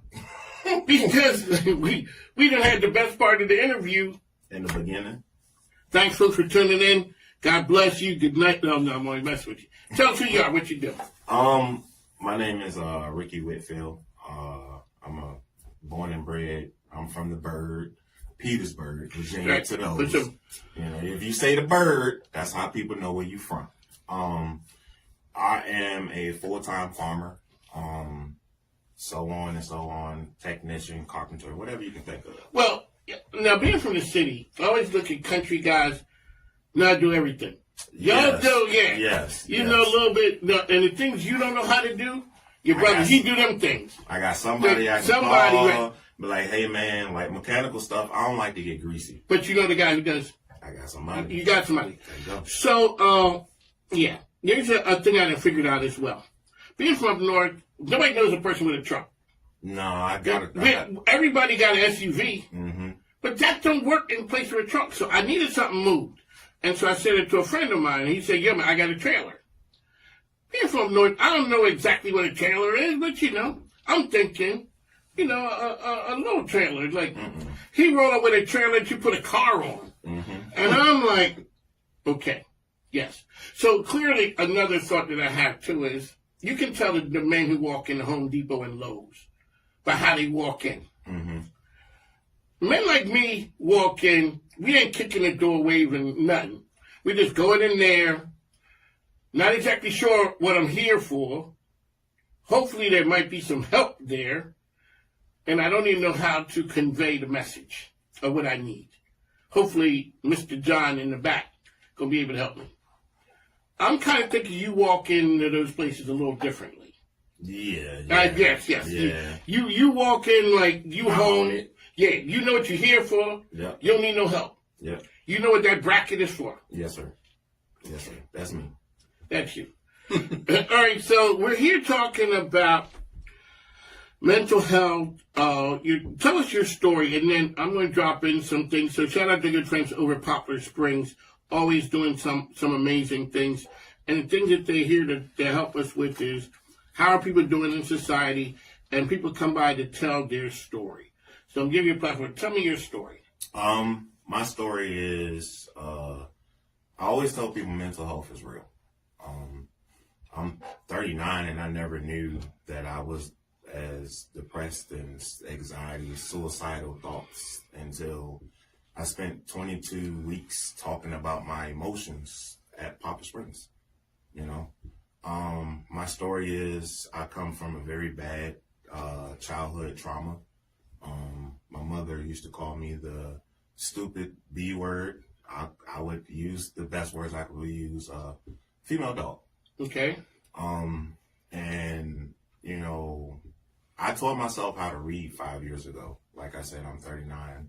And by teaching myself how to read 5 years ago, it really was, it was one of the biggest mental breaks I've ever had, is to walk around and nobody know I didn't know how to read. Because you were able to function and take care of business and get stuff done.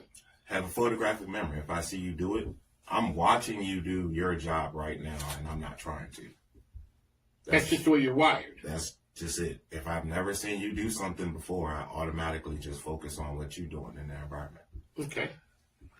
So that was the world you grew up in. When did you start thinking that maybe there might be a better world, a way to do things? When did you come to that idea? I distinguished my anxiety as balling your fists up thinking you're going to fight somebody. So I had an incident right before I decided to get help. And I couldn't control my emotions at the time. So I walked around for like a year straight in a job, working a job, and I didn't even know I was depressed. And that's because you had operated at that level for that long. It's like a car running. Yes. The carburetor's up too high. Yes. And after a while, you just get used to that. Yeah, I gotten so used to being angry that when I ball my fists up is when I felt like I'm angry, not, you know, walking around. Like you said, when you said, you walk into a Lowe's and people don't know what you have in thought. Yeah. I walk into a Lowe's and I look like I'm about to hit somebody. So that was one of the things that I found myself, I found that I had dealt with that more than I should. My daughter always asked me what was wrong with me, and I always had an angry look on my face up until I got help. Let me ask you the thing when you go to get help.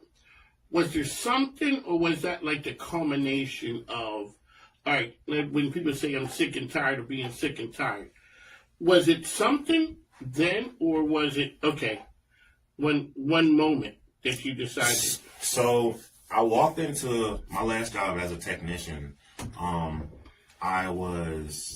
basically was triggered from the scent of roaches. I grew up around roaches in my childhood. And I've always avoided the scent until working as a technician. I go into a building and I thought it was an asthma attack because I have asthma, and it was my anxiety. It was so hot. It was so hot that I blacked out.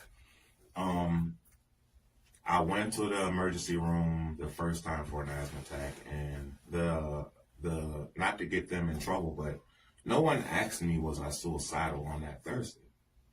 I was talking to my wife in the morning time before I went to the hospital again over the weekend, and I told her that I was suicidal. And when they went to ask me again, you know, if you're not going to lie to her, don't lie to them. It's the same 24 hours. So they asked me, was I suicidal? And I just basically told the lady that, you know, yes, I am suicidal. And when she asked me, was anybody worth living for? And I told her, I said, I was just mad that God woke me up this morning. And that's when they started watching me. I talked to the therapist and I got shipped to Richmond Community. I love Richmond Community. I'm going to tell you that. My childhood trauma was so intense there that they had to move me from the super security side to the normal security because I went to sleep as soon as I got there, and you're not supposed to sleep in chaos. But you had operated in chaos for so long, it didn't bother you. And it just felt like home. Like I heard chaos going, and like that blue suit is the thing that I want to take for the rest of my life. That like when it came to asking for help, I had to give up my own clothes to go into a blue suit. And I woke up the next day, best sleep I ever had too. The best sleep I've ever had in my life. Do you think that was when you came here, you didn't know that this is something for me to start to understand that. So you had operated in the chaos environment for so long. You go there, you don't have any control over that. You just chill. Yes. And then you get up, you go, and what was it like when you got up? When I got up in the morning, the next morning? Hey, did you realize there was a difference between yesterday and today? Yes, it was. It's like, if I could tell anybody, like, it's like an addiction, you know? When you finally realize that you overcame the addiction, it starts to uncloud your judgment on every move you make. Is by me saying, I'm suicidal and I need help. Because my parents have always, I've watched my dad stick a Phillips head screwdriver in the wall to try to take his life before. So suicide is not a thing for me. I've had friends, loved ones blow their brains out, truthfully. So like, that's not a thing. But I know for a fact that God is mad at one thing and one thing only, and that's to take your life. Okay, let me, yes, right, that's the one you can't come back from. Yes, sir. So, when I joked when you walked in, that you said people were seeing you as the big scary dude. Mm-hmm. Yes. But when you walk in, there's something about, you want a big dude. You like my man Deion Fox. Fox is big, but he a soft guy. Mm-hmm. And no matter what, you can put the on, but it's just something that come out of you. And maybe it's coming from a soft guy like me. Because I ain't the hardcore dude. Now, I've never been. But now maybe you take one to know one. But when I see you walk in the door, it's a calmness that brings it. Is that because of the change that happened? Poplar Springs. Hold on a second. Wait a minute. Hold on. You man said Poplar Springs. Hold on a second. I said, we didn't say, I wasn't going to try and go there, but hold on. Here we go. Poplar Springs.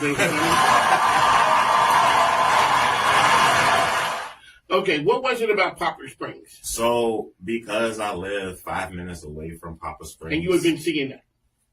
You know it. They right there. The help is there. Okay. Hold on.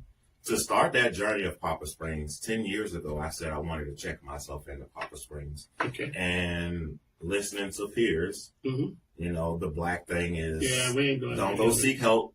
Don't go seek help. You good. So for 10 years of my life, I turned back around to Poplar Springs, and that's when the Gentle Giant started. You know, 22 weeks in Poplar Springs is what I'm saying.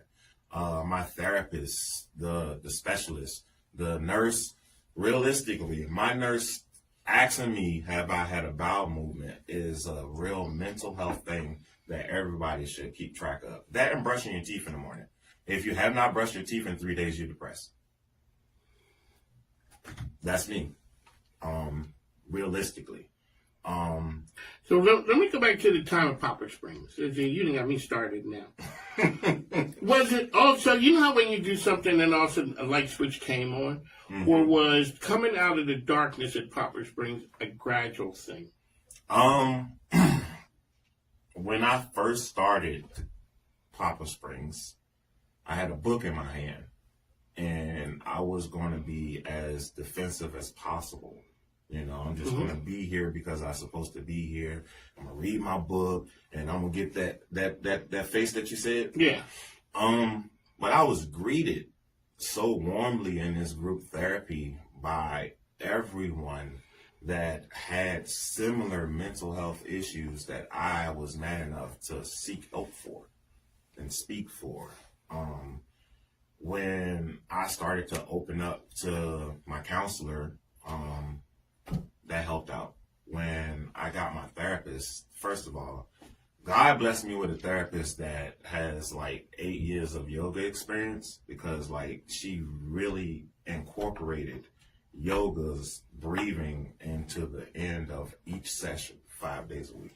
So this whole thing, the lady was just here earlier talking about breath work. Yes, listen. If people ain't never done it, come on, man. You gonna talk to me about breathing? Come on, I've been breathing 66 years. We're like, no, it ain't that. No. So right now, before I started this, overwhelming of something new, not experiencing it. Mhm. And I was late. I don't like to be late to anything. And so now you're freaking out because you're late. Okay? You're That's the making first thing. You're making it even worse.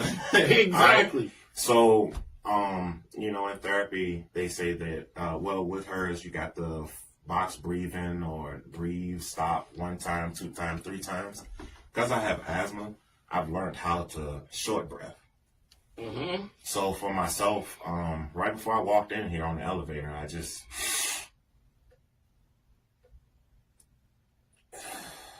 sat it on out and released. All right, let me walk in here and shake a hand, sit down, and I'm ready to go. That's the one thing, the major thing that I take with me because I can take it wherever I go. Some, they might have like a scent, they might have something they can grab, but I know no matter what, if I stop breathing for a few seconds, it'll bring me back to reality. That rewired, that Yes, sir. resets you. Yes, sir. So when you did the time at Poplar Springs and your kids had known Dad that way, now you learn how to manage this thing. What do the kids say now? Do they see a difference? My son, he has started back asking for hugs again. That he kind of slacked up on that a year ago. My daughter went from asking me, "Daddy, are you okay?" every single day to just talking. You know, give me a normal day's conversation. You know. Hold on. So, all right. So when you're in here, there's gonna be one of these Jerry Maguire moments. We're gonna be up in here. I'm sorry. You got the same ring as me. No wonder. My apologies. Exactly. No apologies. Hey, the music you got is what you're talking sounds good. This is the music to play.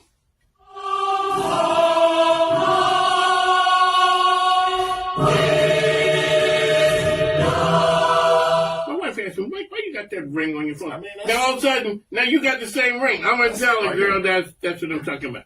So your daughter they go to talking to you, seeing you for what you are. Now it's easier. So talk to a person who's out there who could and need help. Like you said, in our community, we ain't got time for that, man. You're good. You're good, and that's why I ask you, people now, is it easier and better for young people to ask for help now? And they say, yeah, but they don't know my perspective from being an older man. Yeah, it's that man in charge syndrome that everyone has. I would say I never heard that. What's that? So because you are of an older descent, thank you, sir. I'm seasoned. Because you are a very expensive bottle of wine. There you go. That's one way to put it. Thank you. There you go. I feel better now that you didn't put it that way. Yes. So, I'm expensive, ladies and gentlemen. Yes, because your bottle of wine costs a lot, you know, you need to be handled with care. So when you comes to the old and the new, I know that I can't just throw this bottle of wine into this room because it needs this type of temperature, this type of moisture, this type of environment. So for your age, the younger folks need to understand that you have a guideline that how you want it. Yes. So the idea of it is, the person's out there right now. What words of wisdom would you give to a person who is in need of help right now? Right now, right? For myself personally, if I knew papasprings.com is something that I could start with, I would start with papasprings.com. Now you say you live right there. You thought about going there. You think back to those 10 years. Yeah. What the price you paid, and they're right there. So the thing about that is, because I didn't even know before I left that the group therapy is almost offered around the country. So personally, I could have been in Northern Virginia doing some garden work and doing my therapy if I would have known it was that simple. It was meant, my timing was meant for me to be ready for help. When you were. That is the big advice, is, like I said throughout the conversation, this is just like an addiction. When you're ready to kick the addiction is when you can seek help. Okay. All right, sir, we're going to get to important stuff. That's been reported, but now this is curiosity. Let's get to the farming part. What part does farming play for you in the therapeutic side? All right, so that's what I'm talking about, ladies and gentlemen. Listen, if you want to talk about something. But y'all work too hard. I would like to do the farm. So they be working. Y'all be working hard out there. So, like, people say farmers work too hard, right? Yeah. But, like, if you think about it, you make this look easy because you do this every single day. Yeah, and people get nervous coming in here. Okay? So, when it comes to farming, let's say I'm farming from this month, March, until, I would say, November. Physically, I'm just doing work every single day. God-wise, God built my body to be able to do that. Carpentry. I'm into carpentry. They both are mixed together. So when it comes to farming, it's simple to me. You know, I'll choose farming over any other job on the planet. When it comes to paying the bills, everybody knows the farmer gets paid last. So that's the thing. So what's the name of your farm? Thank God Urban Farm. I like that. So how'd you come up with that name? So I was soaking my muscles in the bathtub. If you look it up, cowboys take baths, not showers. Okay, that's the thing. When you're out there in the wilderness, you soaking in water. You don't have the water raining down. And I was remembering that I'm getting ready to always remember, if you're willing to invest in yourself, invest $100 in your LLC. Okay. So I had just saved my $100, getting ready to put that in, and I remembered you needed a name. So I remember stealing food from people's houses in Petersburg that had fruit trees and vegetables in their garden. And I remembered when I bit something, I was like, thank God, man, I finally got something to eat. Okay, man. So Thank God Urban Farm is designed for an urban setting. For those who have not tasted how kale tastes when you crunch it, how a tomato is sweet because I use baking soda to make the pH level sweeter. All right, man. So let me just tell you something. Oh, the name of the farm once again is? Thank God Urban Farm. Okay. The name of that's a very inspiring story. I just want to say it's good. It touched me. The name of my program is On the Mic with Mike. I'm from Philly. I needed a name for the show. I like Bad Boys, the movie. Will from Philly. He gets on the phone and says, "You're on the mic with Mike." That became the name of the show. It's not inspiring like yours. It didn't touch me. I just thought the line was funny. But look at you now, though. Yeah. Right? That's how. So I who see. Are you like Mr. Positivity now? That's who you are? Well you is who you is. I hate you. Hold on. I don't mean to say it as much as I do, but I plan on to. But Papa Springs brought something out of my brain cells that allowed me to think this way. I've always thought so negative that God, I just want to live, God. You know, some days I just wanted to live, God. Just allow me to stay alive long enough to see the next 24 hours. And I never seen anything positive until the 24 hours that I was in.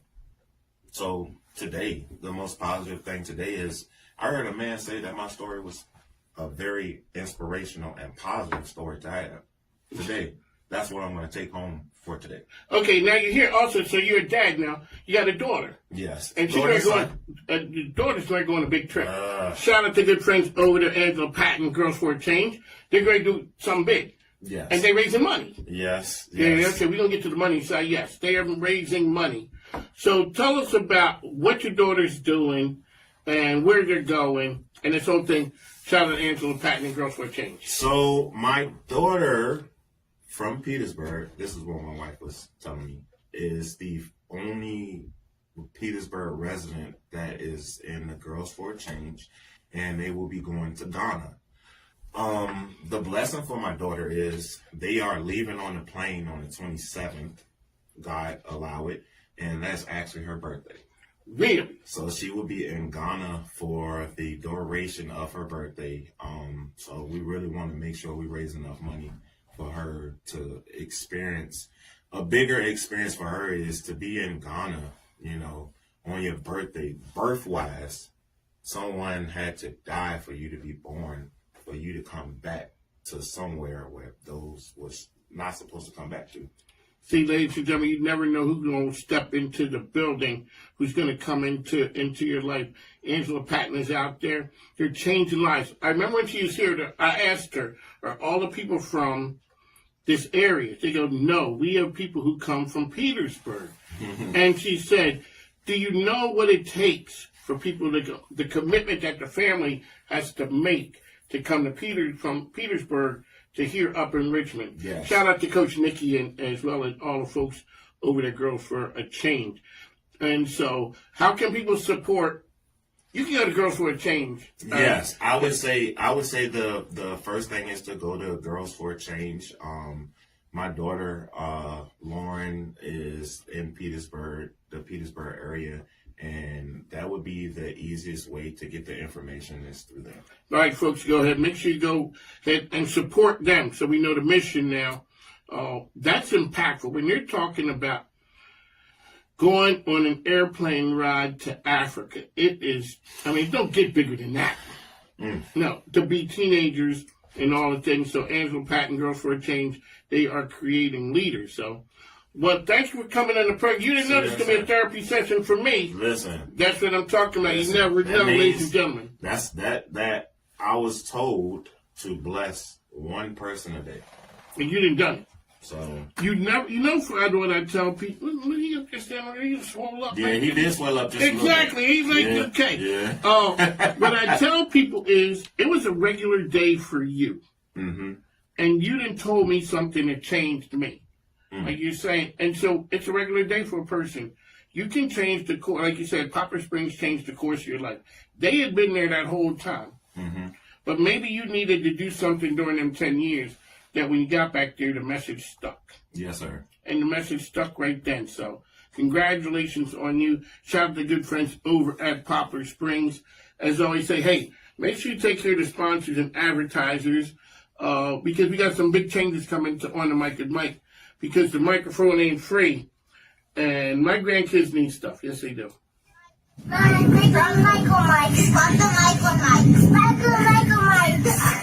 name is Isabel, and you're listening to Mike.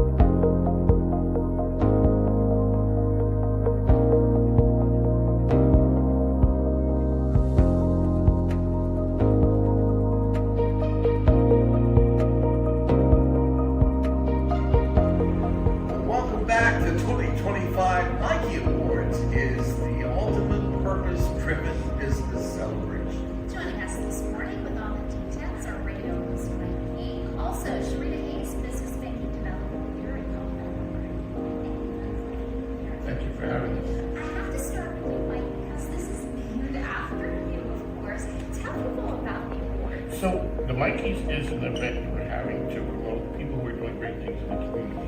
And came about the MIKEYs was a friend Anna Soden would always say that, and next thing you know, we're going to have a celebration. 2025 MIKEY Awards are happening this Friday, June 13th from 5 to 7 p.m. at the Embassy Suites here in Richmond.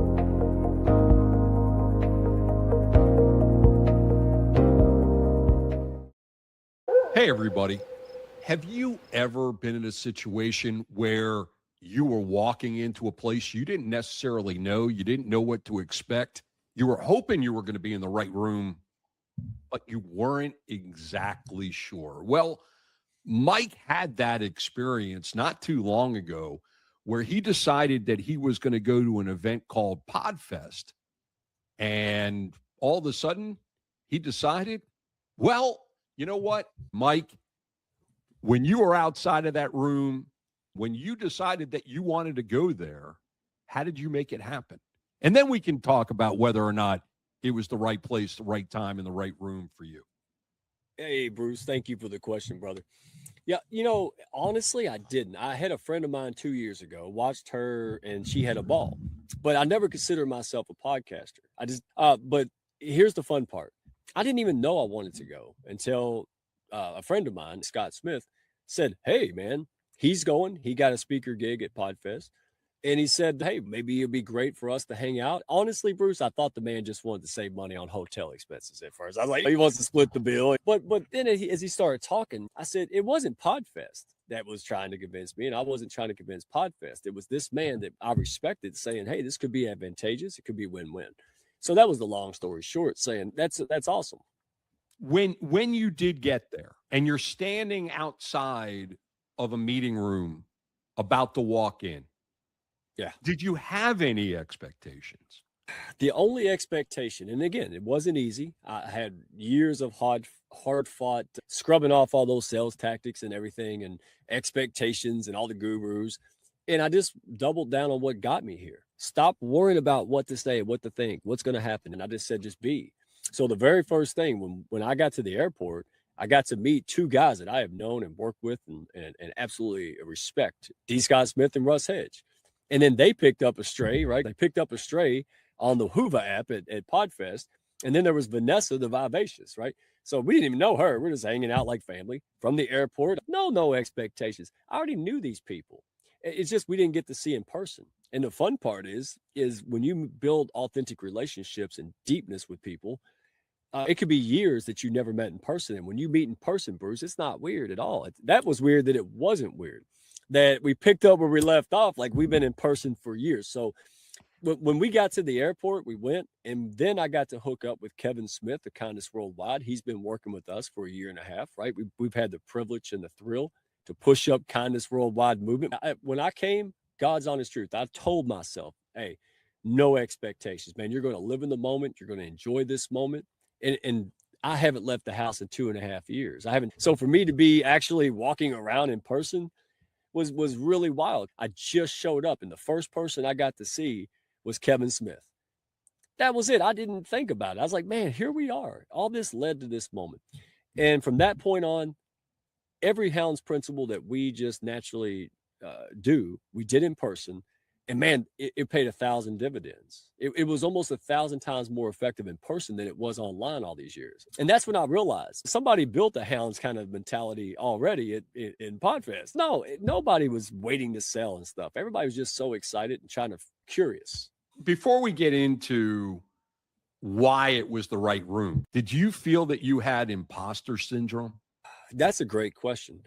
Mostly no and a little yes. A little yes because, first of all, mostly no because I was surrounded by people, right? So somebody I trust who connected me already believed in me. So that helped me, right? I'm there with a purpose. I belong here.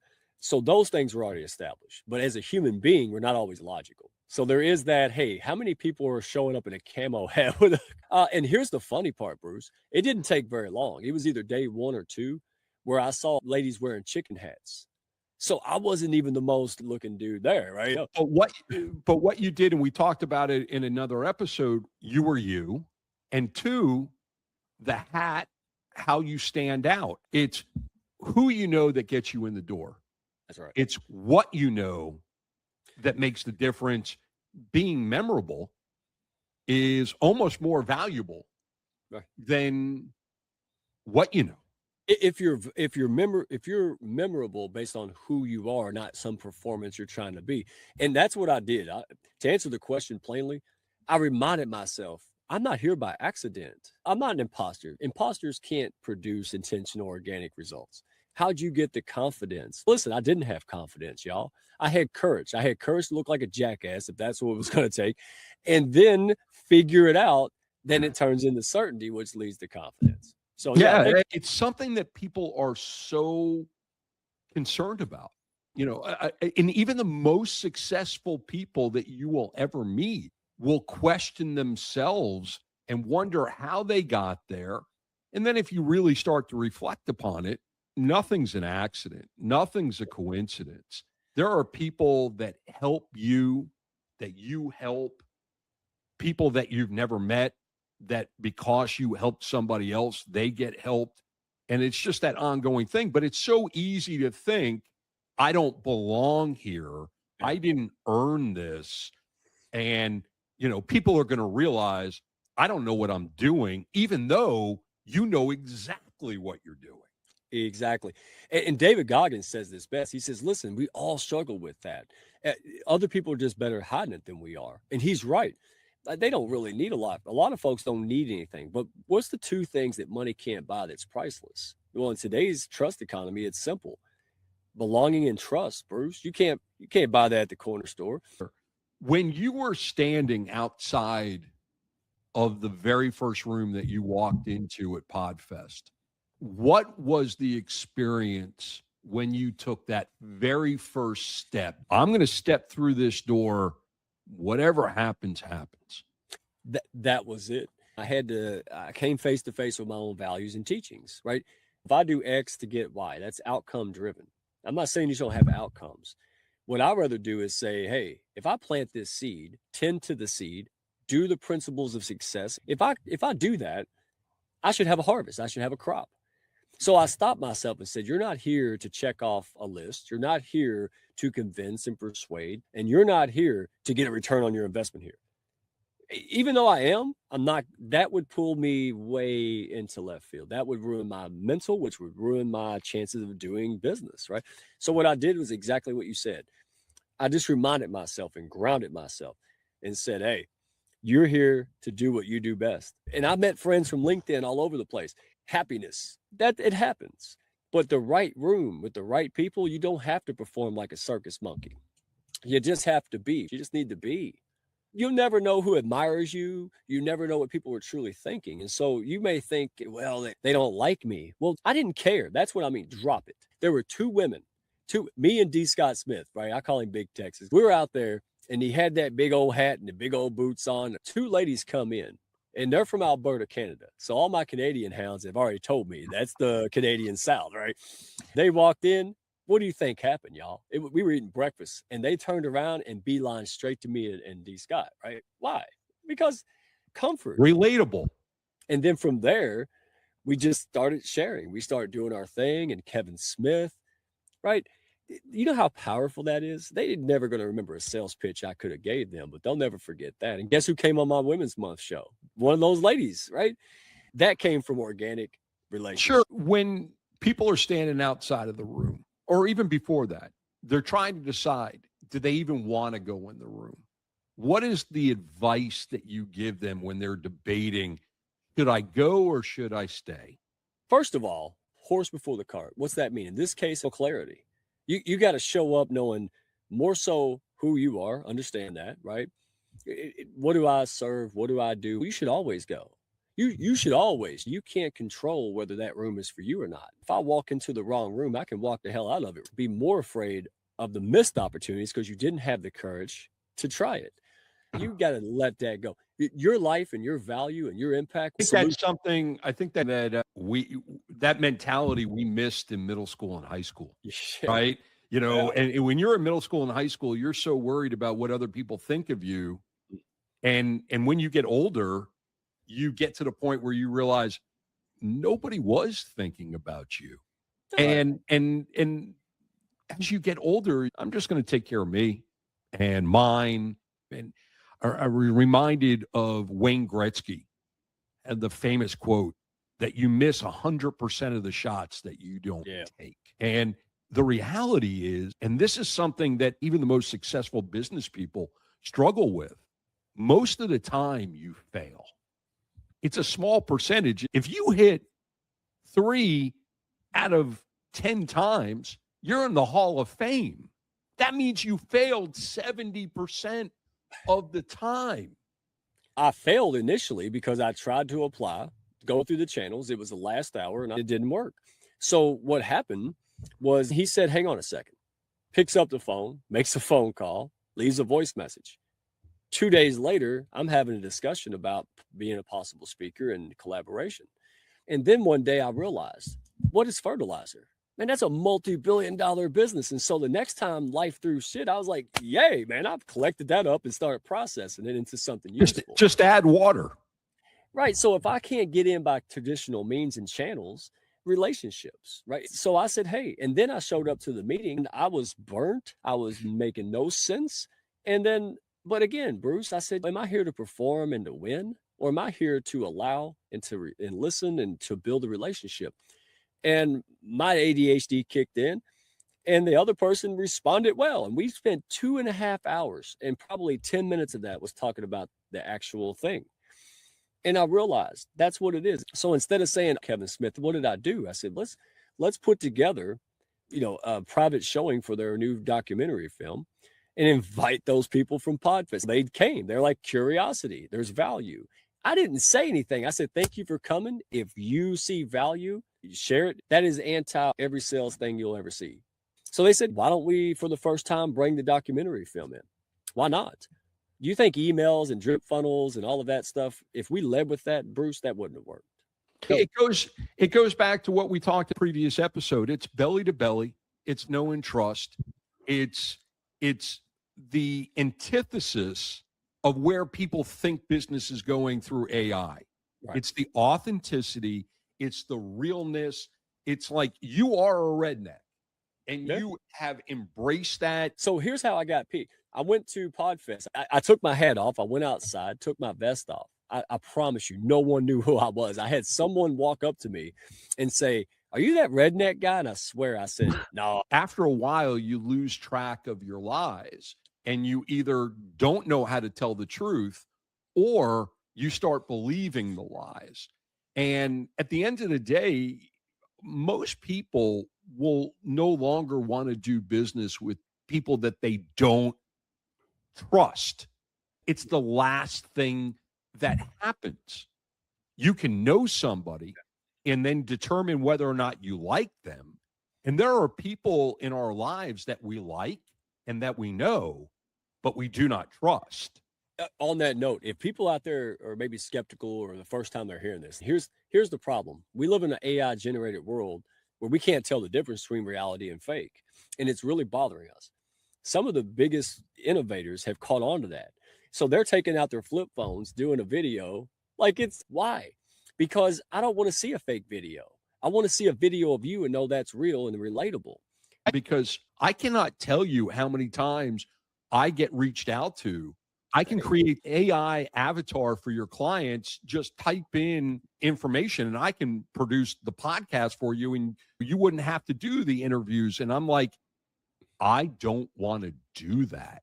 I don't want to create content that is not authentic. I have turned down working with people that I did not like, know, or trust. I didn't like their message.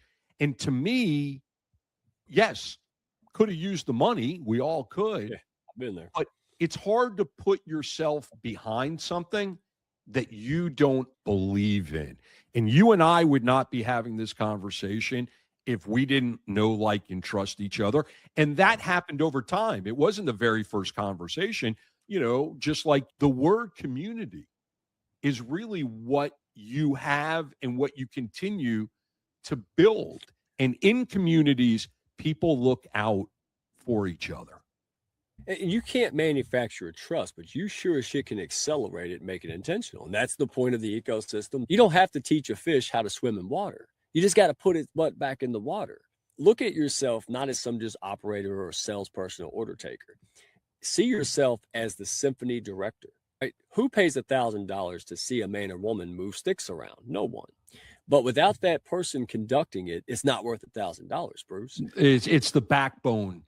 How you just need to find somebody that truly believes in you.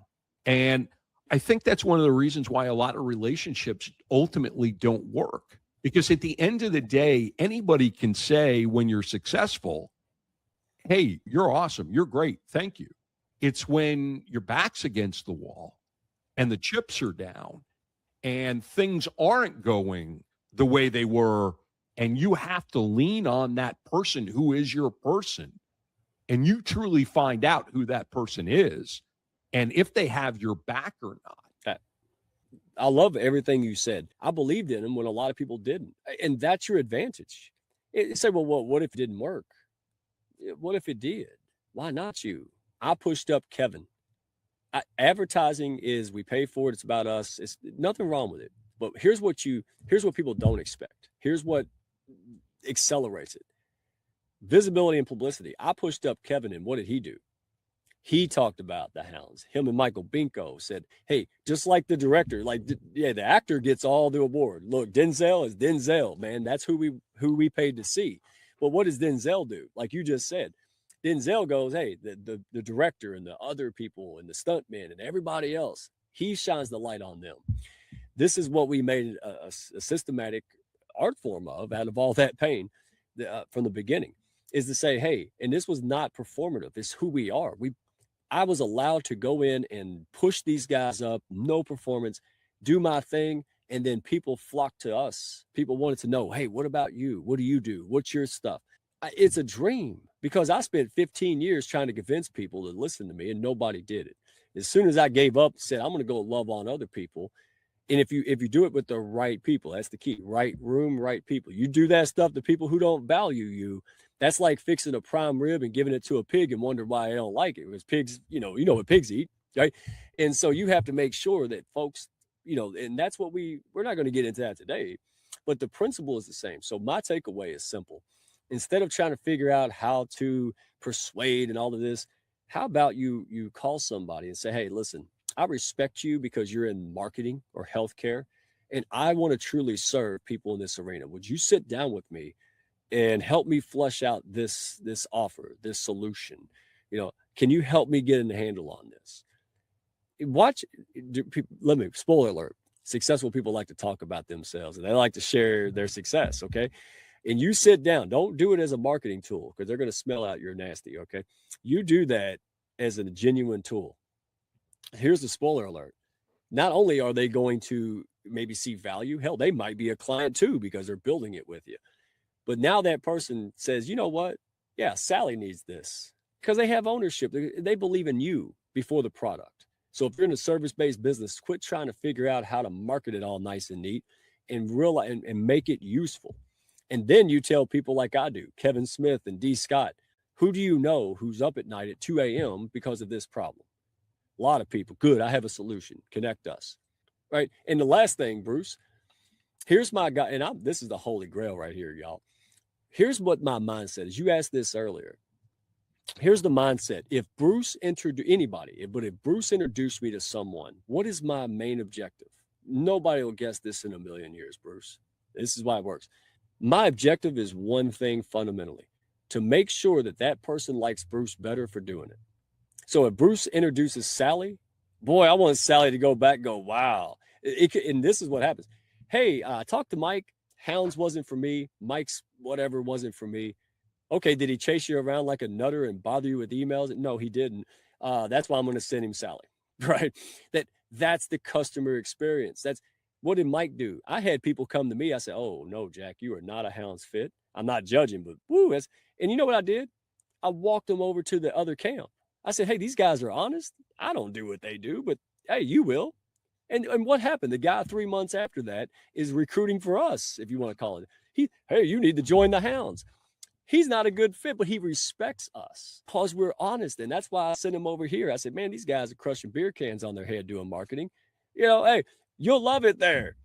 See what I mean? Because I'm not attacking people. I'm saying get in where you fit in. I got a million reasons I can't do it. I'm going to challenge you with, give me one reason. You put the right foot in front of the left foot and walk into the right room. You stop asking what's the worst case that can happen. What if it did? Well, what if I put a camo hat on and everybody laughs at me? It happened. And now it's changing lives. It's your life and act like it. Don't let people steal that. Go find the right people. Go find people out there that will believe in you. When you put on that hat, I think you found out who you really were and the dividends that got paid to you as a result of putting on that hat and becoming who you truly are. At the end of the day, that's how you got paid. Absolutely. Yeah. All right, folks. He's Mike. I'm Bruce. This is the Redneck Connector, and we'll see you next time. Take care. I ain't many that are built like me. I'm the last of my kind. Grew up on the back road, baby. I know how to survive. Being out with the young guns blazing, so you better not try. You'll never find another like me. I'm the last of my kind. Yeah, yeah.